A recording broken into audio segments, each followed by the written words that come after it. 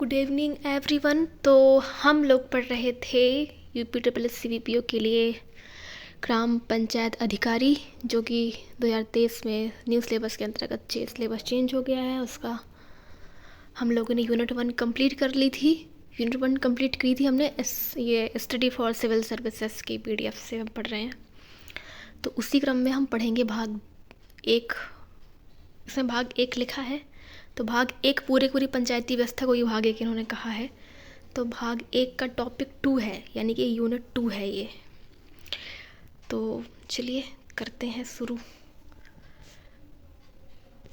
तो जो बेसिकली आपका जो यूनिट का नाम है वो है पंचायतों का वर्तमान स्वरूप उत्तर प्रदेश के परिप्रेक्ष्य में। अब इसमें कई सब टॉपिक हैं इसके अंदर। जैसे पहले हेडिंग इन्होंने दे दी है, उत्तर प्रदेश राज्य में पंचायत संस्थानों के संबंध में विधायी प्रावधान, ग्राम पंचायतों का स्वरूप, गठन, पंचायतों की समितियां। तो ये है, यानी उत्तर प्रदेश के परिप्रेक्ष्य में हमें पढ़ना है कि क्या क्या विधायी प्रावधान किए गए हैं, ग्राम पंचायत किस प्रकार से हैं और समितियां कौन कौन सी गठित की गई हैं। तो चलिए पढ़ते हैं।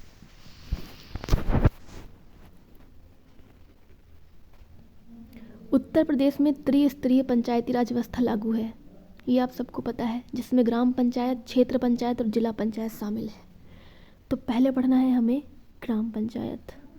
सबसे छोटा स्तर होता है ये। छोटा कहने का मतलब सबसे निचला स्तर है ये स्थानीय स्वशासन का। उत्तर प्रदेश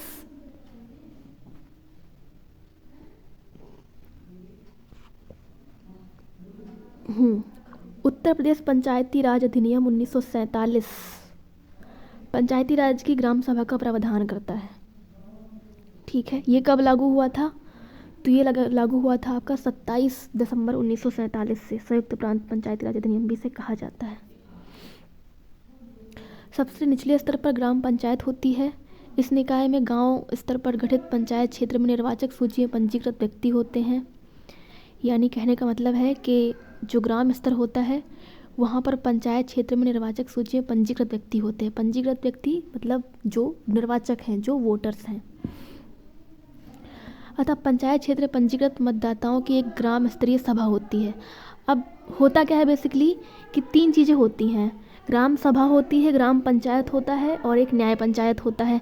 न्याय पंचायत उत्तर प्रदेश में नहीं है, हमारे यहाँ अभी न्याय पंचायत का जो है नहीं है विधान।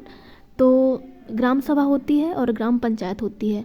ग्राम सभा होती है तो यहाँ पर देखिए, यह पंचायत क्षेत्र के पंजीकृत मतदाताओं की एक ग्राम स्तरीय सभा है। यानी कि जो लोग पंजीकृत होंगे मतदाता सूची में वही ग्राम सभा के सदस्य होंगे। और ये सभी लोग हैं जो 18+ होते हैं, इसमें शामिल होते हैं। और किसी प्रकार से जो भी इसमें दी गई हैं, मतलब दिवालिया ना हो, पागल ना हो, ये सब जो इसमें योग्यताएं दी गई हैं वो सब जो भी धारण करता है वो मतदाता सूची में 18 साल की उम्र प्राप्त करने के बाद सभी लोग आ जाते हैं। यह उन शक्तियों का प्रयोग करेगी और ऐसे कार्य निष्पादित करेगी जो राज्य के विधानमंडल द्वारा निर्धारित किए जाएं। ग्राम सभा सभी कार्य करेगी जो राज्य विधानमंडल तय करेगा। ग्राम प्रधान ग्राम पंचायत का प्रमुख होता है। और ग्राम पंचायत की होगी, ग्राम पंचायत जो होगी वो चुने हुए व्यक्ति होंगे, जिसका चुनाव प्रत्यक्ष रूप से ग्राम सभा के 18 वर्ष या अधिक आयु के मतदाताओं द्वारा की जाएगा। तो ग्राम पंचायत के जो सदस्य होंगे उनका चुनाव ग्राम सभा के 18 वर्ष से अधिक आयु के मतदाताओं द्वारा किया जाएगा। अगला है आपका क्षेत्र पंचायत। तो क्षेत्र पंचायतों में बेसिकली क्षेत्र पंचायतों का गठन त्रिस्तरीय पंचायती राज व्यवस्था में माध्यमिक स्तर पर किया जाता है। तो ये ब्लॉक लेवल वाली है, ब्लॉक समिति या प्रखंड स्तर की पंचायत इसे कहते हैं। इसके सदस्य चुनाव प्रत्यक्ष रूप से जनता द्वारा होता है। इसके सदस्यों का, अध्यक्ष का नहीं, चुनावों का जो सदस्यों का जो चुनाव होता है वो प्रत्यक्ष रूप से जनता द्वारा होता है। सदस्यों का चुनाव प्रत्यक्ष रूप से जनता द्वारा होता है। जबकि क्षेत्र पंचायत प्रमुख का चुनाव, अब ये बात ध्यान रखनी है, क्षेत्र पंचायत प्रमुख का चुनाव अध्यक्ष से क्षेत्र पंचायत मतलब जो अप्रत्यक्ष रूप से लिखा है वहाँ पर, अप्रत्यक्ष रूप से क्षेत्र पंचायतों के चुने हुए सदस्यों द्वारा किया जाता है। जिन सदस्यों को जनता डायरेक्टली चुनेगी वो चुने हुए सदस्य अध्यक्ष का अपने चुनाव करेंगे। अब जैसे वीपीओ ग्राम पंचायत अधिकारी या ग्राम विकास अधिकारी जो कि ग्राम स्तर पर होता है, जो कि दो प्रकार के देखिए लोग होते हैं। एक होता है कि जो जनता द्वारा चुना जाता है, और एक जो होता है गवर्नमेंट भेजती है जैसे। तो ग्राम स्तर पर जो ग्राम पंचायत के लिए ये है, जनता जिसे चुनेगी वो प्रधान होता है, और जो है सरकार अपना ऑफिशियल रखेगी उस ग्राम में, वो होता है वीपीओ या वीडीओ, जिसे हम ग्राम पंचायत अधिकारी कहते हैं। तो खंड स्तर पर इसके लिए अध्यक्ष होगा जो कि जनता चुनेगी, अप्रत्यक्ष रूप से चुना जाता है उसे। और जो गवर्नमेंट ऑफिशियल होगा वो होगा खंड विकास अधिकारी, जो कि सरकार का एक प्रकार से क्या कहेंगे, सरकार का एक प्रकार से प्रतिनिधि होगा। ठीक है, तो खंड विकास अधिकारी क्षेत्र पंचायत का सचिव होता है। क्षेत्र पंचायत जिला पंचायत एवं ग्राम पंचायत के बीच की कड़ी के रूप में कार्य करती है। ये देखिए, ये लाइन है। क्षेत्र पंचायत जो होती है वो ग्राम पंचायत और जिला पंचायत के बीच कड़ी के रूप में काम करती है। ये है, आगे देखते हैं। त्रिस्तरीय पंचायत राज व्यवस्था में सबसे शीर्ष स्तर पर जिला पंचायत होती है। अभी सबसे ऊपर है। सबसे निचला स्तर जो था वो था आपका, सबसे निचला स्तर जो था वो था आपका ग्राम स्तर, और सबसे बीच का स्तर था जो वो क्षेत्र पंचायत था, और जो उच्च स्तर है सबसे वो होता है जिला पंचायत। तो ये सबसे शीर्ष स्तर होता है। इसका गठन जिला स्तर पर होता है। इसके अध्यक्ष व उपाध्यक्ष का चुनाव जिला पंचायत सदस्यों द्वारा किया जाता है, उसी प्रकार से जिस प्रकार से क्षेत्र पंचायत था। तो इसके जो अध्यक्ष और उपाध्यक्ष होंगे उन्हें जिला पंचायत के सदस्य चुनेंगे। इसके सदस्यों का निर्वाचन मतदाताओं द्वारा प्रत्यक्ष रूप से होता है, अप्रत्यक्ष नहीं, प्रत्यक्ष, डायरेक्ट। इसके सदस्यों का, अध्यक्ष का नहीं, सदस्य जो होंगे वो चुनेंगे। सदस्य का मतलब वार्ड मेंबर्स। जिला पंचायत में संपूर्ण जिले के पंचायतों की योजनाएं बनाने, समन्वय करने, योजनाएं बनाएंगे मतलब उनको लागू करेंगे, ये सब काम किए जाते हैं। जिला पंचायत सचिव जिले का मुख्य विकास अधिकारी होता है, जिसे हम डीडीओ कहते हैं, डिस्ट्रिक्ट डेवलपमेंट ऑफिसर भी कहा जाता है इन्हें। तो जिस प्रकार से गांव में वीडीओ हो गया आपका, ब्लॉक लेवल पे बीडीओ हो गया, और जिला स्तर पे होता है डीडीओ, डिस्ट्रिक्ट डेवलपमेंट ऑफिसर। जिला पंचायत अपने सदस्यों में से 6 प्रकार की समितियां बनाती है। ये समितियां हैं थोड़ी सी महत्वपूर्ण, तो हम इन्हें एक एक करके पढ़ेंगे अभी। तो जो पहली समिति है वो है आपकी प्रशासनिक समिति। पहली समिति का नाम है प्रशासनिक समिति। पहली समिति की प्रशासनिक समिति है। 6 समितियां हैं बेसिकली। प्रशासनिक समिति प्रशासन देखेगी, ये नियोजन एवं विकास समिति विकास कार्य किस प्रकार से हो रहे हैं, सही प्रकार से हो रहा है कि नहीं, ये सब देखेगी नियोजन समिति। शिक्षा समिति में सारी शिक्षा के माध्यम आ जाएंगे, बेसिक से लेकर के जूनियर तक के जो भी जिले पर होते हैं उन सभी को देखेगी कि सही ढंग से कार्य हो रहा है या नहीं। तो ये सब शिक्षा समिति जो है वो देखेगी, निरीक्षण करेगी। निर्माण कार्य समिति का कार्य निर्माण कार्य, कंस्ट्रक्शन वर्क की देखरेख करना, निरीक्षण करना है, सही प्रकार से लगवाना है। स्वास्थ्य एवं कल्याण समिति का मेडिकल से संबंधित, परिवार कल्याण से संबंधित कार्य जो भी है वो सब इसमें आ जाएगा। और जल प्रबंधन समिति का कार्य जो है वो जल प्रबंधन, जल के संबंधित में जो कार्य होंगे, जल भराव कहीं पर हो रहा है, जल की व्यवस्था सही प्रकार से प्रॉपरली है जिले के अंदर, ये सब। इस प्रकार से 6 समितियां हैं। प्रशासनिक समिति, नियोजन एवं विकास समिति, शिक्षा समिति, निर्माण कार्य समिति, स्वास्थ्य एवं कल्याण समिति और जल प्रबंधन समिति। ये 6 समितियां हैं जो कि जिला जो है पंचायत बनाती है। अब आते हैं पंचायत का चुनाव एवं राज्य चुनाव आयोग, ये कैसे होता है। तो पंचायत चुनावों को स्वतंत्र एवं निष्पक्ष कराने हेतु 73वें संविधान संशोधन अधिनियम ने एक राज्य चुनाव आयोग की व्यवस्था दी है। सभी स्तरों पर ग्राम पंचायत, क्षेत्र पंचायत, जिला पंचायत सदस्यों का चुनाव प्रत्यक्ष रूप से जनता द्वारा, जबकि क्षेत्र पंचायत एवं जिला पंचायत अध्यक्ष का चुनाव प्रत्यक्ष रूप से सदस्यों से ही किया जाता है।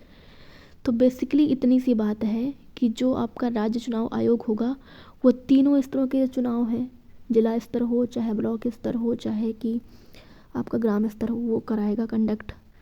और इसमें तीनों स्तरों पर आपका जो अध्यक्ष होगा उसकी आयु 21+ होनी चाहिए, 21 वर्ष होनी चाहिए, जबकि जो वोटर्स हैं वो 18 वर्ष के होंगे। बस इतनी सी है इसमें बात। ये एक बात हमेशा याद रखनी है कि ये 21 वर्ष जो है वो एज याद रखेंगे।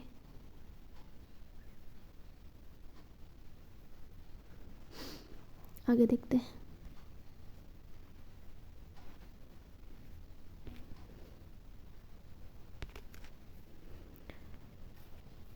पंचायत का कार्यकाल देखते हैं।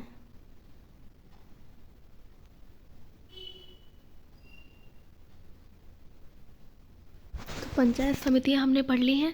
अब पंचायत समिति के बाद है पंचायत चुनाव एवं राज्य चुनाव आयोग। ये भी देख लिया है हमने। इसमें निर्वाचन के लिए न्यूनतम आयु 21 वर्ष है। ये निर्वाचन अध्यक्ष पद के लिए है, ना कि वोटर्स के लिए। वोटर्स के लिए 18+ ही एज है तीनों स्तरों पर। अब आते हैं पंचायत का कार्यकाल। अधिनियम के अनुसार पंचायतों का कार्यकाल 5 वर्ष का होगा। ठीक है, 5 वर्ष का कार्यकाल है ही हर स्तर पर। हालांकि इसे 5 वर्ष से पूर्व भंग किया जा सकता है। यदि किसी कारणवश पंचायत 5 वर्ष से पूर्व भंग होती है, किसी कारणवश होती है, तो 6 माह के भीतर पुनः चुनाव द्वारा शेष समय हेतु पंचायत का गठन किया जाएगा। अब यहाँ पर इस बात का ध्यान रखना है कि अगर 6 माह से कम समय बचता है, 6 माह से कम समय बचता है, तो नई पंचायत का गठन नहीं किया जाता है। ठीक है, अगर 6 माह का समय या 6 माह से अधिक का समय बचता है तो ही नई पंचायत का गठन किया जाएगा। तो ऐसी स्थिति में क्या होगा फिर, अगर 6 माह का समय से कम बच रहा है तो फिर क्या होगा, तो उस स्थिति में जो नियत अधिकारी होगा, जैसे ये अधिकार प्रदान किए गए होंगे, ये ऐसा ही लिखा है यहाँ गया है कि जो नियत अधिकारी होगा वो डिसाइड करेगा कि कैसे करना है शासन, मतलब पंचायत उस टाइम पर ग्राम प्रशासन कैसे होगा वो डिसाइड करेगा। अब आते हैं आरक्षण में। 73वें संविधान संशोधन द्वारा सभी स्तरों पर 1/3 सीटें महिलाओं के लिए आरक्षित हैं हर स्तर पर। अनुसूचित जाति, अनुसूचित जनजाति को उनकी जनसंख्या के अनुपात में आरक्षण का प्रावधान है। राज्य विधानसभा यदि जरूरी समझे तो अन्य पिछड़ा वर्ग के लिए भी आरक्षण का प्रावधान लाया जा सकता है। अगर राज्य विधानसभा जरूरी समझे तो भी, मतलब ओबीसी वर्ग है, ओबीसी के लिए कोई अलग से यहाँ पर नहीं दिया गया है, मतलब आरक्षण रिजर्वेशन, लेकिन अगर राज्य विधानसभा चाहे तो ओबीसी के लिए भी ला सकती है, ऐसा जो है वर्णन है। पंचायतों की शक्तियों एवं कार्यों के संबंध में विधायी प्रावधान। राज्य विधानमंडल को यह अधिकार है कि वह पंचायतों को उन शक्तियों एवं अधिकारों को हस्तांतरित करे जो पंचायती राज संस्थानों की शक्तियों और अधिकार में वृद्धि करे, जिससे पंचायती राज स्थानीय स्व प्रशासन के रूप में उन सभी 29 विषयों पर उनका वर्णन संविधान की 11वीं अनुसूची में उल्लिखित है। मतलब कुल मिलाकर के जो 11वीं अनुसूची है जिसमें ये इसकी बात की गई है आपके स्थानीय शासन की, तो अगर राज्य सरकार चाहे तो उसमें जो विषय हैं उनमें भी वृद्धि कर सकती है। 29 विषय जो बनाए गए हैं स्थानीय स्वशासन के, उनमें मतलब उनमें से किसी को हटा सकती है या उनमें वृद्धि कर सकती है, कोई ऐड भी कर सकती है। संविधान तो 29 विषय हैं, ये तो ऑलरेडी सबको पता ही होगा, फिर भी मैं इसको कर देती हूँ हाईलाइट।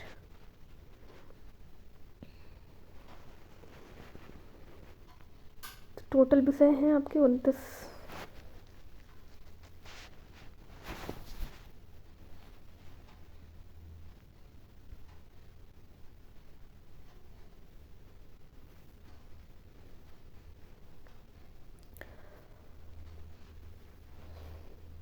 ग्यारहवीं अनुसूची में उल्लिखित पर प्रभावी कार्य कर सकें। संविधान की 11वीं अनुसूची में प्रकल्पित 29 में से केवल 16 कार्य ही उत्तर प्रदेश के पंचायती राज संस्थाओं को अब तक हस्तांतरित किए गए हैं। टोटल 29 विषय हैं जिनमें से 16 कार्य उत्तर प्रदेश पंचायती राज संस्थाओं को अभी तक हस्तांतरित किए गए हैं, मतलब 16 पर जो है वो अभी हमारे यूपी में लागू हैं, बाकी जो है अभी हस्तांतरित नहीं किए गए हैं। हो सकता है भविष्य में किए जाएँ या ना किए जाएँ, या कुछ में से कुछ और भी ऐड किए जा सकते हैं, ऐसा कुछ भी। हर चीज़ विधानसभा जो है वो कर सकती है। उत्तर प्रदेश पंचायती राज अधिनियम 1947 की धारा 15 व उत्तर प्रदेश क्षेत्र पंचायत एवं जिला पंचायत अधिनियम 1961 की धारा 32 एवं 33 क्रमशः अनुच्छेद 243 जी के अनुरूप कार्यों के हस्तांतरण का प्रावधान करते हैं। तो जी में क्या किया गया था, जी में आपको कार्य शक्तियाँ ये सब कर्तव्य सब बताए गए थे। तो 1961 की धारा 32 एवं 33 में क्रमशः अनुच्छेद 43 जी के कार्यों के हस्तांतरण का प्रावधान है। तो ये हो सकता है आ जाए यहाँ पर, 1 मिनट देख लेंगे हम। तो 47 की धारा 15 उत्तर प्रदेश के पंचायत राज जिला पंचायत अधिनियम 1961 की धारा 32 एवं 33 क्रमशः अनुच्छेद 243 के अनुरूप कार्यों के हस्तांतरण का प्रावधान करते हैं। प्रशासनिक सुधार एवं विकेंद्रीकरण आयोग, बजाज आयोग जिसे कहा जाता है, ये थोड़ा सा ध्यान रखेंगे इस बात को। प्रशासनिक आयोग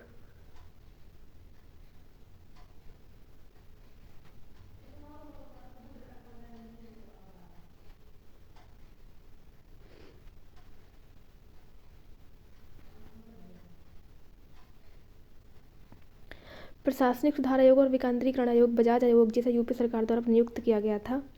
तो ये एक आयोग था जिसे बजाज आयोग कहा गया है, प्रशासनिक सुधार आयोग और विकेंद्रीकरण आयोग। इस आयोग ने वर्ष 1994 में पंचायतों को कार्यों के हस्तांतरण के संबंध में कई सिफारिशें दी थी। तो ये याद रखेंगे हम कि 1994 में बजाज आयोग आया था, जिसने जो है प्रशासनिक सुधार और विकेंद्रीकरण आयोग, बजाज आयोग आया था, इसने कार्यों के हस्तांतरण में सहायता बताई है। मतलब पंचायतों को कौन कौन से कार्यों का हस्तांतरण किया गया है ये बताया गया है, इसमें सिफारिशें दी हैं। बजाज आयोग की रिपोर्ट पर एक उच्च अधिकार समिति, भोलानाथ तिवारी समिति द्वारा सिफारिश किया गया था, जिसने 32 कार्यों को पंचायतों को सौंपने की सिफारिश की। अब ये लाइन, बजाज आयोग की रिपोर्ट पर एक उच्चाधिकार प्राप्त समिति, भोलानाथ तिवारी समिति द्वारा विचार किया गया था। ये भोलानाथ तिवारी एक समिति है जिसने विचार किया बजाज आयोग की रिपोर्ट पर। इन्होंने कहा कि 32 कार्य जो हैं वो पंचायतों को सौंपे जाएं, जिनमें से 16 कार्यों को हस्तांतरित कर दिया गया था।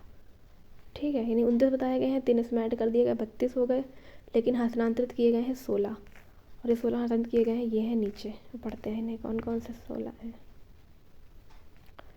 तो कार्य है, देखिए कॉलम बनाया गया है, ग्राम पंचायतों में कार्य, कर्मी, वित्तीय संसाधनों का हस्तांतरण।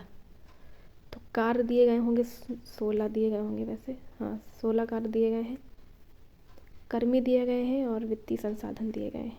कौन कौन से कर्मी होते हैं ग्राम स्तर पर। तो पहला है कार्य, ग्रामीण पेयजल योजनाएं। ठीक है, पेयजल योजनाएं लाना ग्राम पंचायत का कार्य होगा।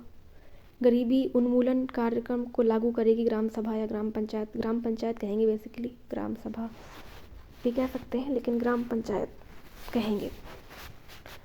तो ग्रामीण पेयजल योजनाएं संबंधित कार्य होगा ग्राम सभा का, हमारी ग्राम पंचायत का। गरीबी उन्मूलन कार्यक्रम ये भी देखेंगे। मिड डे मील कार्यक्रम ये आ जाएगा। मिड डे मील कार्यक्रम का मतलब जो खाना बनता है बेसिक स्कूलों में, मध्याह्न भोजन कहा जाता है इसे। ग्रामीण हाट पैठ का संचालन, ग्रामीण हाट पैठ मतलब जो ये क्या कहेंगे, चौपाल वगैरह होती है वो चीज़ें। ग्रामीण स्वच्छता कार्यक्रम चलाएंगी, ये भी इसी की जिम्मेदारी होगी ग्राम सभा की। पशुपालन अनुरक्षण एवं डी श्रेणी के स्टॉक मैन केंद्रों की व्यवस्था, केंद्रों की देखरेख, पशुपालन के लिए जो होंगी चीज़ें उसकी देखरेख भी करेंगी। ठीक है, ग्राम सभा का कार्य होगा। ग्राम स्तर पर युवा कल्याण संबंधी कार्यक्रम चलाए जाएंगे। छात्रवृत्तियों का वितरण भी इनका कार्य होगा।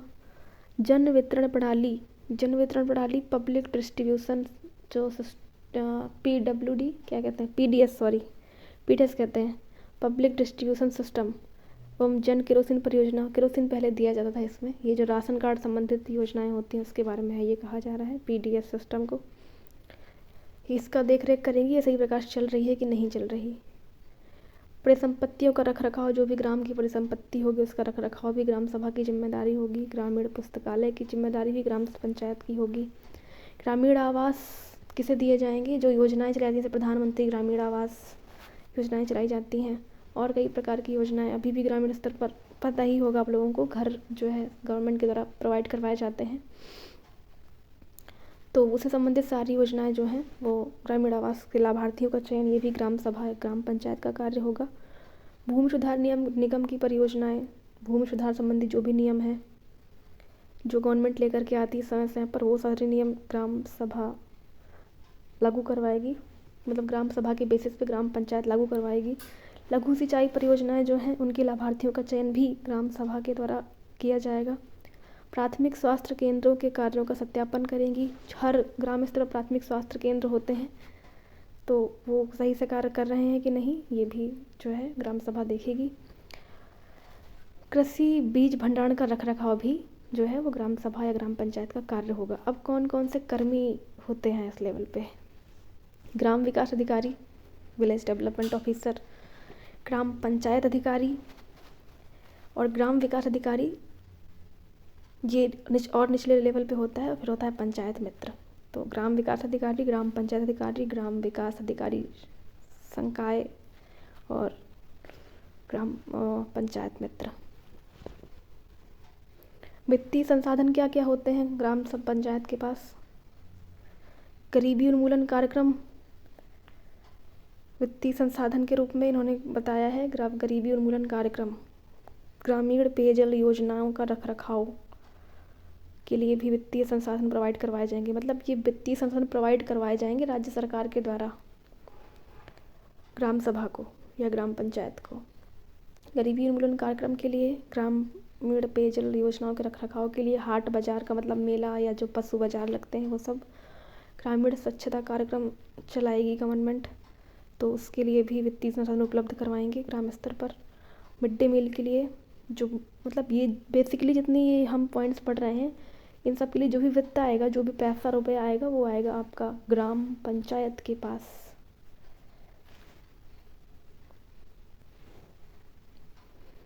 गरीबी उन्मूलन कार्यक्रम, ग्रामीण पेयजल योजनाओं का रखरखाव, हाट बाजार एवं पशु हाट, ग्रामीण स्वच्छता कार्यक्रम, मध्याह्न का भोजन मिड डे मील जिसे कहते हैं, छात्रवृत्ति वितरण, परिसंपत्तियों का रखरखाव, इन सब के लिए जो इनकम पैसा आएगा वो जो है ग्राम सभा के पास आएगा, ग्राम पंचायत के पास आएगा। ग्राम पंचायत का जो अकाउंट होगा उसमें आएगा इन सब के लिए पैसा रुपया जो अभी वित्त गवर्नमेंट इशू करेगी, ग्रांट देगी राज्य सरकार। ग्रामीण पुस्तकालय, युवा कल्याण कार्यक्रम, लैंप पोस्टों का रखरखाव, ये सब जिम्मेदारियां होंगी। आते हैं आगे। उत्तर प्रदेश पंचायती राज अधिनियम 1947 की मुख्य विशेषताएं क्या हैं, तो ये देख लेते हैं। ग्राम सभा, यूपी पंचायती राज अधिनियम 1947 के अनुसार ग्राम सभा को धारा 2G में परिभाषित किया गया है। धारा 2 की G में ग्राम सभा को परिभाषित किया गया है। ये उत्तर प्रदेश पंचायती राज अधिनियम का पूरा चार्टर है एक, जिसमें सारे अनुच्छेदों के बारे में, सारी धाराओं के बारे में, अध्यायों के बारे में लिखा हुआ है। उसको हम अलग से किसी दिन यहाँ पर डिस्कस करेंगे। अभी ये मुख्य बिंदु यहाँ पर लिखे हैं, इन्हें देख लेते हैं। तो यूपी पंचायती राज अधिनियम 1947 के अनुसार ग्राम सभा को धारा 2G में परिभाषित किया गया है, जहाँ यह कहा गया है कि ग्राम सभा का तात्पर्य किसी ग्राम पंचायत क्षेत्र के भीतर समाविष्टि किसी ग्राम की निर्वाचक नामावली में रजिस्ट्रीकृत व्यक्तियों से गठित और धारा 3 के अधीन स्थापित निकाय से है। केवल नाम याद रखना है इतना सा कि धारा 2G में ग्राम सभा को डिफाइन किया गया है, परिभाषित किया गया है। और ग्राम सभा का मतलब है कि किसी ग्राम पंचायत के भीतर जो निर्वाचक होंगे नामावली में रजिस्ट्रीकृत सभी लोग वो हैं। धारा 3 के अंतर्गत स्थापित निकाय किया गया, मतलब धारा 3 के अंतर्गत जो लोग उस एक पर्टिकुलर एरिया में आएंगे, 18+ उनकी एज होगी, वो निर्वाचक नामावली में रजिस्ट्रीकृत होंगे, उनका जो समूह होगा उससे जो है ग्राम सभा कहा जाएगा। अब धारा 3 ग्राम सभा की स्थापना, गठन। राज्य सरकारी गजट में अधिसूचना द्वारा किसी ग्राम के लिए या ग्रामों के समूह के लिए एक ग्राम सभा ऐसे नाम से जैसा निर्दिष्ट किया जाए स्थापित करेगी।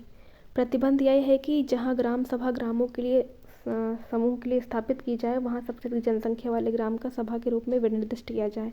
मतलब तात्पर्य है, मान लीजिए 3-4 गाँव हैं, है ना, तो उन गाँवों की जनसंख्या कम है और अब पता है कि 1000 से कम जनसंख्या वाले गांव में ग्राम पंचायत का गठन किया नहीं जाएगा, तो 3-4 गांव मिला करके हम ग्राम पंचायत का गठन करेंगे। लेकिन वो जो नाम दिया जाएगा वो बेसिकली उसी गांव को नाम पंचायत को दिया जाएगा जिसकी जनसंख्या सबसे अधिक होगी। इतनी सी बात है। ग्राम सभा के मूल रूप से गाँव के सभी निवासी शामिल होते हैं जो मतदाता सूची में शामिल होने के पात्र होते हैं, यानी 18 वर्ष की उम्र के ऊपर की उम्र के होते हैं। ग्राम सभा को पंचायती राज्य संस्थान की आत्मा कहा जाता है। ग्राम सभा को गांव के आम सभा का, कभी कभी गांव का समूह माना जाता है। ग्राम सभा का कार्य उन आवश्यकताओं का आकलन करना होता है जिन पर ग्राम पंचायत कार्य कर सके। यानी ग्राम सभा बेसिकली आकलन करेगी कि ग्राम पंचायत ढंग से कार्य कर रही है कि नहीं कर रही है। ग्राम सभा ग्राम पंचायत द्वारा दिए किए गए निर्णयों की समीक्षा भी कर सकती है। अधिकार होता है ग्राम सभा को ये कि वो जो है निरीक्षण करे कि भाई कार्य किस प्रकार से किया जा रहा है, तो समीक्षा कर सकती है। ग्राम पंचायत का बजट कैसा है, वित्तीय विवरण है, व्यय पर चर्चा भी कर सकती है। ये सारे अधिकार आपको दिए गए हैं, मतलब ग्राम सभा को दिए गए हैं। आते हैं धारा 11 में। तो धारा 2 में क्या है, हमने देखा ऊपर, धारा 2 में ग्राम सभा की परिभाषा है 2 के जी में, और धारा 3 में ग्राम सभा की स्थापना और गठन है। अब जो महत्वपूर्ण धारा है वो है धारा आपकी 11, ग्राम सभा की स्थापना और कृत्य, यानी कि स्थापना कैसे होगी और कार्य क्या क्या होंगे, उसके कर्तव्य क्या क्या होंगे।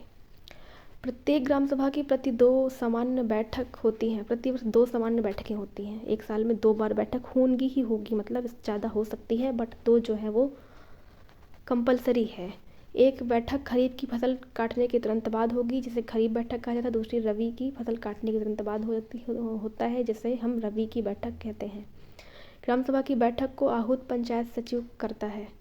जो पंचायत सचिव होगा यानी कि ग्राम विकास अधिकारी होगा, वही ग्राम पंचायत की बैठक को आहूत करेगा। आहूत करेगा मतलब उस बैठक को बुलवाएगा।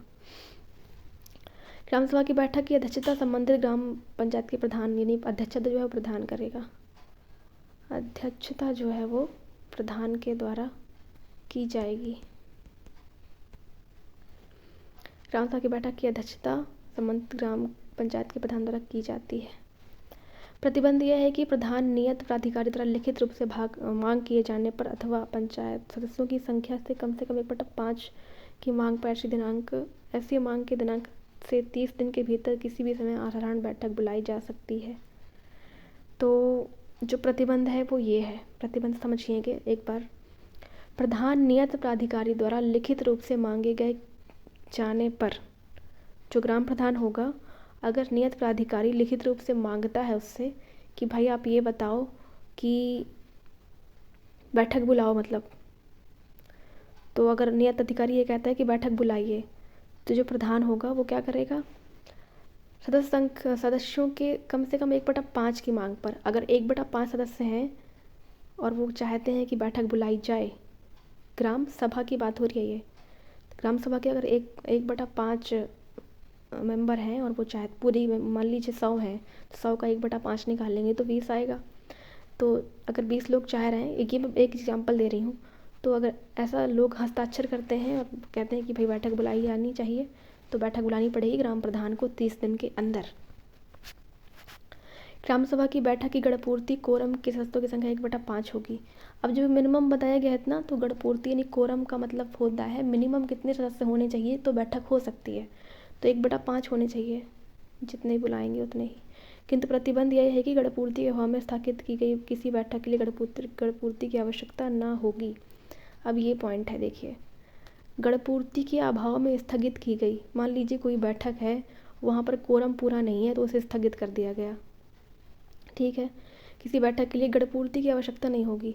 अब ये नहीं है कि भाई हमें उस बैठक को क्या करना है, विघटित करना है, बैठक नहीं करना है, तो उसके लिए भी हम ये कहें कि आप जो है 1/5 सदस्य जो है तो उसकी गणपूर्ति होनी चाहिए। अब जब गणपूर्ति है ही नहीं, 1/5 सदस्य है ही नहीं, तो फिर 1/5 सदस्य कहाँ से ये कह देंगे कि आप बैठक ना रखिए, है ना। ये तो सोचने वाली बात है, वही नीचे लिखा है यहाँ पर। अब आते हैं धारा 11 पढ़ ली हमने, धारा 12 में आते हैं, ग्राम पंचायत। इस अधिनियम की धारा 12 में ग्राम पंचायत को परिभाषित किया गया है। अभी तक हमने सब कुछ ग्राम सभा पढ़ा है, धारा 2, धारा 3, धारा 11। अब हम पढ़ रहे हैं धारा 12। धारा 2 में हमने क्या किया, धारा 2 में हमने देखा कि ग्राम सभा की परिभाषा है, और धारा 3 में हमने देखा है कि हमारी जो ग्राम सभा है उसकी स्थापना कैसे होगी और गठन कैसे होगा, ये सब है।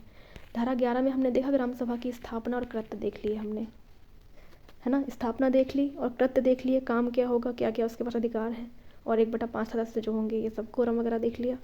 अब ग्राम सभा को छोड़ते हैं, आते हैं ग्राम पंचायत में। धारा 12 से जो है वो ग्राम पंचायत के बारे में बात की गई है। इसमें कहा गया है कि प्रत्येक पंचायत क्षेत्र के लिए उस पंचायत क्षेत्र के नाम पर एक ग्राम पंचायत संगठित की जाएगी। प्रत्येक ग्राम पंचायत क्षेत्र के लिए उस पंचायत क्षेत्र के नाम पर एक ग्राम पंचायत संगठित की जाएगी। प्रत्येक ग्राम पंचायत निगमित निकाय होगी। निगमित निकाय का मतलब है कि निर्वाचित होगी, है ना, निर्वाचित निकाय होगी, किसी को भी नहीं जो है बना दिया जाएगा ग्राम पंचायत का सदस्य। किसी ग्राम पंचायत में एक प्रधान होगा और किसी ग्राम पंचायत की स्थिति में उसकी जनसंख्या, देखिए अब ये यहाँ पर महत्वपूर्ण बिंदु, थोड़ा सा फोकस करेंगे यहाँ पर। तो कहा गया है कि अगर ग्राम पंचायत में 1000 तक सदस्य हैं, आपके 1000 तक सदस्य हैं, सॉरी फिर से रिपीट करती हूँ मैं, अगर हमारी ग्राम सभा में, देखो एक बार मैं फिर बता देती हूँ, ग्राम सभा उन लोगों को कहा जाता है, उन लोगों का समूह हो जाता है जो वोट करते हैं, जो 18+ होते हैं और निर्वाचक नामावली में जिनका नाम दर्ज होता है, वो ग्राम सभा के सदस्य होते हैं। तो मान लीजिए एक गांव है जिसकी जनसंख्या जो है वो 100 है, तो 100 में मान लीजिए 100 के 40 लोग जो हैं वो 18+ हैं, तो ग्राम सभा के सदस्यों की संख्या कितनी हो जाएगी? 40, ना कि जितनी गांव की जनसंख्या है। ठीक है, बच्चों को नहीं जोड़ा जाएगा जो 18+ नहीं है। तो अगर 1000 तक की जनसंख्या है मान लीजिए, तो यहाँ पर जनसंख्या की बात हो रही है, तो 1000 तक की जनसंख्या है अगर हमारे ग्राम सभा की, हमारे गांव की, तो जो ग्राम पंचायत होगा उसमें 9 सदस्य होंगे। जो ग्राम पंचायत होगा उसमें 9 सदस्य होंगे। 1000 से 2000 के बीच है तो 11 सदस्य होंगे। ठीक है, 1000 से 2000 के बीच जनसंख्या है तो 11 सदस्य होंगे। 2000 से अधिक या 3000 से अनधिक हैं तो 13 सदस्य होंगे। 13 सदस्य होंगे। 2000 से 3000 के बीच में है तो 13 होंगे, और अगर 4000 से अधिक है तो 15 होंगे। 4 प्रकार की चीज़ें हैं, 9, 11, 13 और 15, चारों विषम संख्याएं हैं। अगर 1000 तक है तो 9 सदस्य होंगे, 1000 से 2000 के बीच में है तो 13 सदस्य होंगे, सॉरी 11 सदस्य होंगे। 2000 से 3000 के बीच में है तो 13 सदस्य होंगे, और अगर 3000 से 4000 के बीच में लोग हैं, है ना, तो आपके जो है 15 सदस्य होंगे। इतना सा है।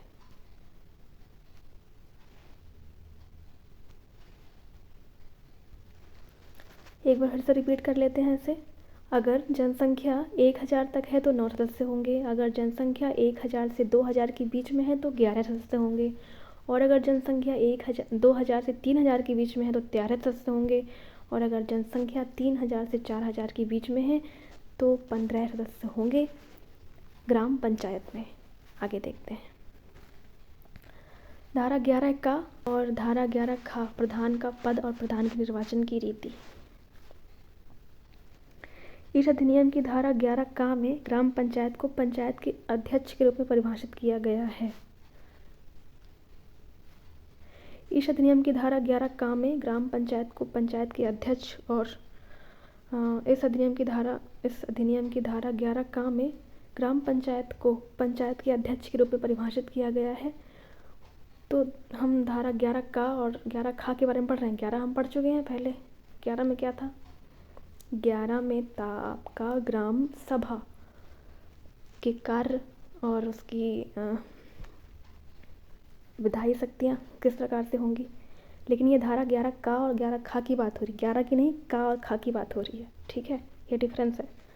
तो इसमें बताया गया है, इस अधिनियम की धारा 11 का में ग्राम पंचायत को पंचायत के अध्यक्ष के रूप में परिभाषित किया गया। उत्तर प्रदेश राज्य सरकार को प्रधान पद में निर्वाचित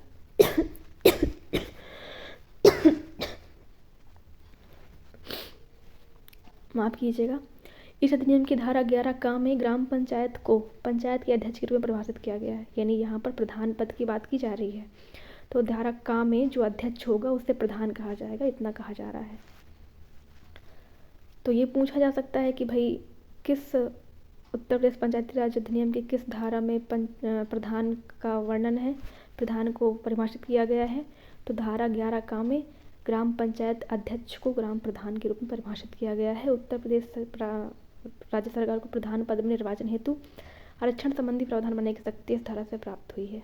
तो आरक्षण है ग्राम प्रधान के लिए, है ना, तो इसी धारा से जो है वो प्राप्त हुआ है राज्य सरकार को। अब आते हैं 11 खा में। ग्राम पंचायत का प्रधान किसी पंचायत क्षेत्र के प्रादेशिक निर्वाचन क्षेत्र के लिए निर्वाचक नामावली में रजिस्ट्रीकृत व्यक्तियों द्वारा अपने में से निर्वाचित किया जाएगा। ग्राम पंचायत का जो प्रधान होगा किसी पंचायत क्षेत्र के प्रादेशिक निर्वाचन क्षेत्र के लिए निर्वाचक नामावली में रजिस्ट्रीकृत व्यक्तियों द्वारा अपने में से निर्वाचित किया जाएगा। फिर से सुनते हैं इसको एक बार।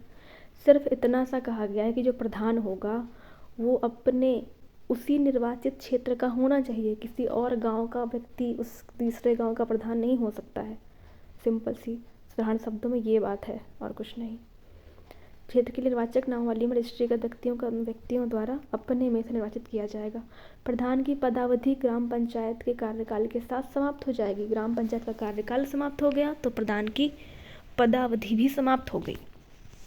विशेष क्या है? विशेष है इस अधिनियम में उप प्रधान के पद को भी संकल्पना की गई थी, किंतु 2007 के संशोधन अधिनियम से इस पद को उत्तर प्रदेश के पंचायती राज से पूरी तरह समाप्त कर दिया गया। अब ये जो है ध्यान रखने वाली बात है, इसलिए इसको मैं हाईलाइट कर दूंगी।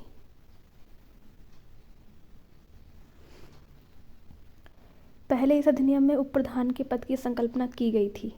पहले उप प्रधान भी था, प्रधान के साथ साथ 11 खा में 11 काम में बता दिया गया आपको प्रधान का पद। 11 खा में बता दिया गया कि जो प्रधान है उसी निर्वाचन क्षेत्र का होना चाहिए, है ना, इतना बता दिया गया। लेकिन पहले इसमें उप प्रधान की भी संकल्पना थी, लेकिन 2007 में संशोधन किया गया और इससे उप प्रधान का पद जो है वो समाप्त कर दिया गया पूरी तरह से। अब आते हैं न्याय पंचायत में। तो ग्राम सभा, ग्राम पंचायत और ये न्याय पंचायत। न्याय पंचायत का आशय उक्त निकाय से है जो ग्राम स्तर की ही विधिक विवादों का निष्पादन करती है। न्याय पंचायत को सभी दीवानी और आपराधिक मामलों को शुरू करने के 6 सप्ताह बाद निस्तारण करने की बाध्यता होती है। जिन मुकदमों को न्याय पंचायत में चलाने की अनुमति है उनका उल्लेख इस अधिनियम के परिशिष्ट 10 में दिया गया है। तो सिंपल सी बात है, ये छोटा सा न्यायालय होता है ग्राम स्तर पर। इसको सभी दीवानी और आपराधिक मामलों के शुरू होने के 6 सप्ताह बाद निस्तारण करने की बाध्यता होती है। यानी कोई भी मामला है, छोटे छोटे जो मामले हैं उसमें से इससे न्याय पंचायत को किसी भी मामले को 6 सप्ताह के अंदर जो है वो, मतलब 6 सप्ताह तक, मतलब आपका 1 महीना और 1.5 महीना कह सकते हैं, 1.5 महीने के अंदर जो है निपटाना होता है। जिन मुकदमों में न्याय पंचायत में चलाने की अनुमति नहीं है उनका उल्लेख इस अधिनियम के परिशिष्ट 10 में किया गया है। ठीक है, देख लेंगे आगे किसमें कौन कौन से हैं। इस अधिनियम के प्रत्येक मंडल के लिए न्याय पंचायत की स्थापना का प्रावधान किया गया है। धारा 2D में एक मंडल सर्कल को परिभाषित किया गया है। अब मंडल क्या है देखेंगे आगे। इस अधिनियम में प्रत्येक मंडल के लिए न्याय पंचायत की स्थापना का प्रावधान किया गया है। ठीक है, इस अधिनियम में प्रत्येक मंडल के लिए न्याय पंचायत की स्थापना का प्रावधान किया गया है। ठीक है, धारा 2D में एक मंडल सर्कल को परिभाषित किया गया। मंडल क्या है देखेंगे। ये मंडल देखिए क्या लिखा है। मंडल का अर्थ वह क्षेत्र है जिसके अंतर्गत न्याय पंचायत धारा 42 के अधीन अपने क्षेत्राधिकार का प्रयोग करती है। मंडल का अर्थ वह क्षेत्र है जिसके अंतर्गत न्याय पंचायत धारा 42 के अधीन अपने क्षेत्राधिकार का प्रयोग करती है। यानी जिस एरिया में न्याय पंचायत का जो निर्णय होगा वो लागू होगा, वो मंडल या सर्कल के अंतर्गत आ जाएगा। या उल्टे तरीके से कहें कि वो एरिया या वो क्षेत्र जहाँ पर न्यायालय, जो ग्राम न्यायालय है, न्याय पंचायत है, उसका अधिकार क्षेत्र होगा, उसे मंडल कहेंगे। प्रत्येक मंडल में ग्राम पंचायत के अधिकार क्षेत्र के अधीन कई क्षेत्र शामिल हैं। इसमें कई क्षेत्र होते हैं, बशर्ते कि ये क्षेत्र जहाँ तक संभव हो सन्निहित हो। तो अब ये कौन डिसाइड करेगा कि कौन से क्षेत्र सम्मिलित है, कौन से क्षेत्र नहीं सम्मिलित है एक ग्राम न्यायालय के अंतर्गत।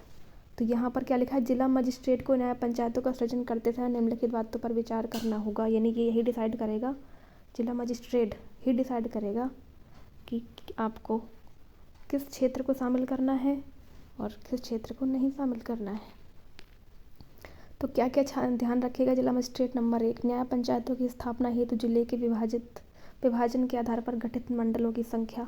अच्छा, न्याय पंचायत की स्थापना हेतु जिले के विभाजन के आधार पर गठित मंडलों की संख्या।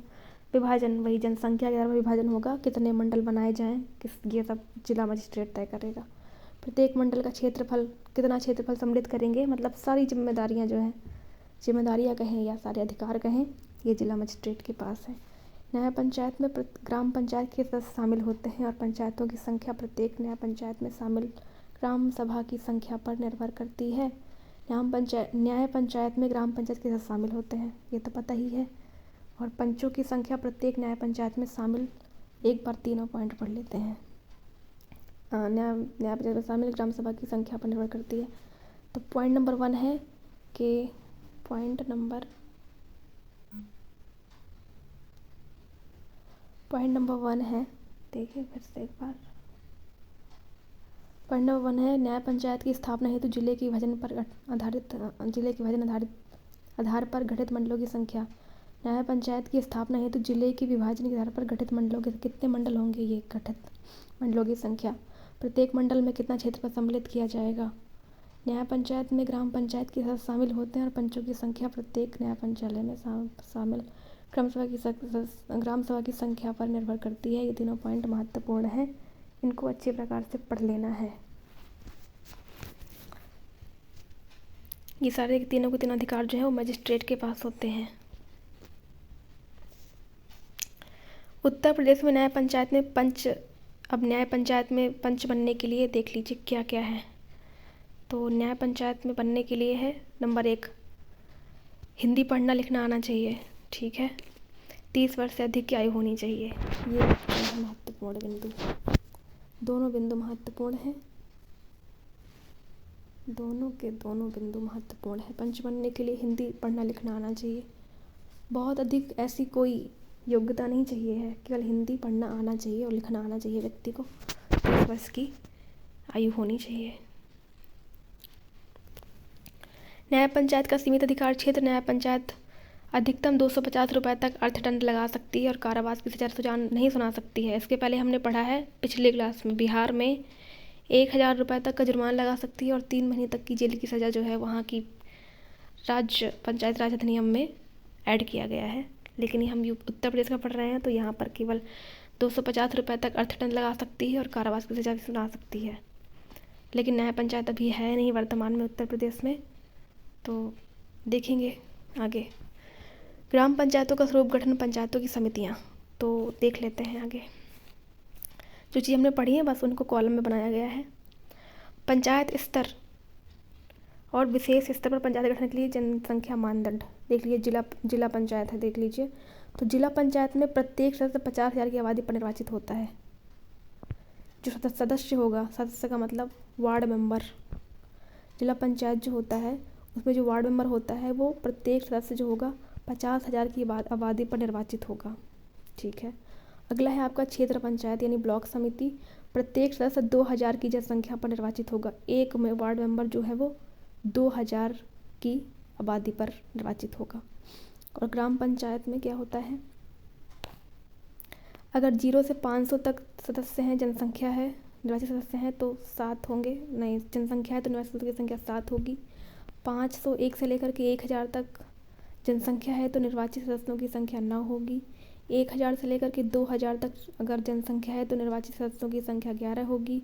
2001 से लेकर के 3000 तक जनसंख्या है तो निर्वाचित सदस्यों की संख्या 13 होगी। और 3000 से ऊपर की अगर जनसंख्या है तो निर्वाचित सदस्यों की संख्या 15 होगी। ये स्रोत जो है उसका स्रोत है उत्तर प्रदेश पंचायती राज अधिनियम 1947। अब आते हैं आगे। यूपी में पंचायत के 3 स्तरों के लिए नामकरण।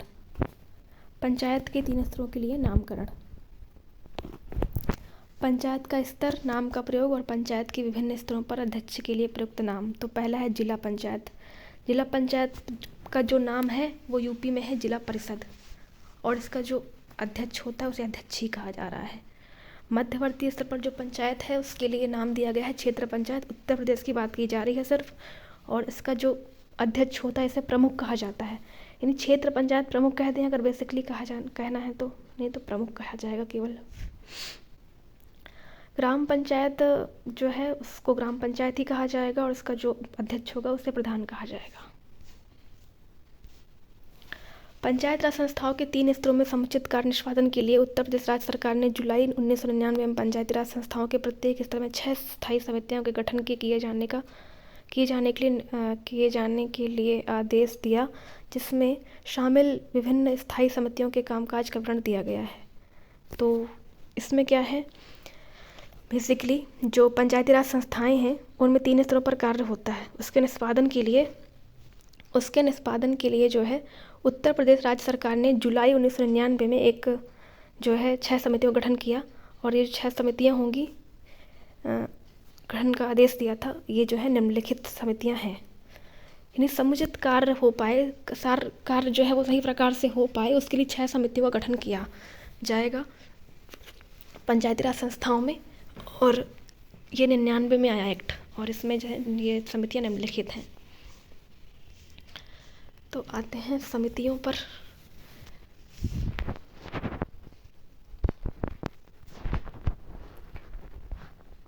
पंचायती राज संस्था का स्तर है जिला पंचायत, यानी जिला पंचायत स्तर पर बात करेंगे सबसे पहले। एक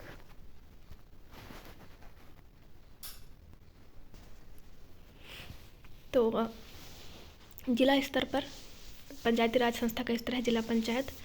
स्थायी समितियों के प्रमुख यानी कि जो होगा वो अध्यक्ष होगा। पहली जो समिति है वो है नियोजन एवं विकास समिति। तो देख लेते हैं नियोजन एवं विकास समिति का कार्य। मैं जूम कर देती हूँ, दिखेगा ये सही प्रकार से। इससे ग्राम पंचायतों के लिए योजना तैयार करने और कृषि, पशुपालन और गरीबी उन्मूलन योजनाओं को लागू करने का काम सौंपा गया। जो नियोजन समिति होगी इसका काम क्या होगा, बेसिकली ग्राम पंचायतों के लिए योजना तैयार करना, कृषि, पशुपालन और गरीबी उन्मूलन योजनाओं को लागू करने का काम सौंपा गया। ठीक है, ये पहली समिति है। इसका जो अध्यक्ष होगा वो अध्यक्ष ही होगा, मतलब जिला पंचायत का जो अध्यक्ष होगा वही अध्यक्ष इसका भी होगा। नंबर 2 पे जो समिति है वो है आपका शिक्षा समिति। और शिक्षा समिति के क्या कार्य हैं, प्राथमिक शिक्षा, उच्च प्राथमिक शिक्षा, अनौपचारिक शिक्षा, साक्षरता शिक्षा, हर प्रकार की शिक्षा जो है वो सुचारू रूप से चल रही है जिले के अंदर या नहीं चल रही है, इस चीज़ को जो है देखना, निरीक्षण करना। अब आगे आते हैं।